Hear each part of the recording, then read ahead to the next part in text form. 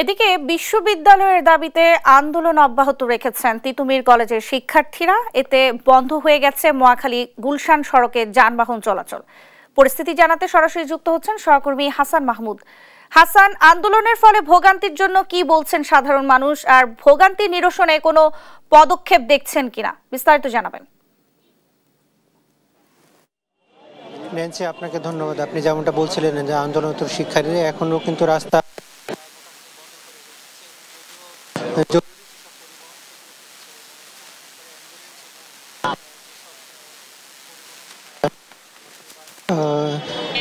বিশ্ব ইজতেমা থেকে যেসব পরিবহন এসেছে সেগুলোকে কিন্তু মোটামুটি ছেড়ে দেওয়া হয়েছে।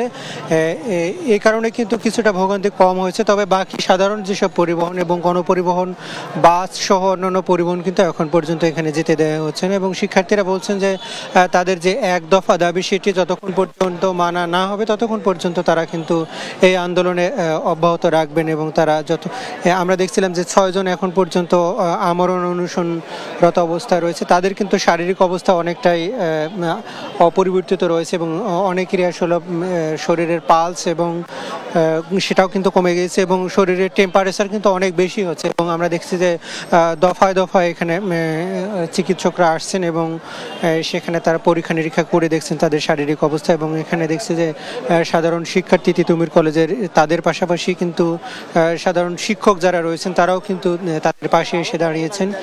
তবে যে কোনো ধরনের অপ্রীতিকর ঘটনা প্রতিরোধ করার জন্য এখানে আইন শৃঙ্খলা রক্ষাকারী বাহিনীর পাশাপাশি গোয়েন্দা সংস্থার লোকদের কিন্তু ব্যাপক কিন্তু তৎপরতা আমরা দেখতে পাচ্ছি, যেটি অন্য সময়ে এতটা আমরা দেখিনি। তবে আজকে কিন্তু যথেষ্ট পরিমাণে আইন শৃঙ্খলা রক্ষাকারী বাহিনীর এবং সাদা পোশাকের পুলিশ এবং অন্যান্য গোয়েন্দা সংস্থার বাহিনীর সদস্যরা কিন্তু ব্যাপক তৎপরতা এখানে দেখিয়েছে।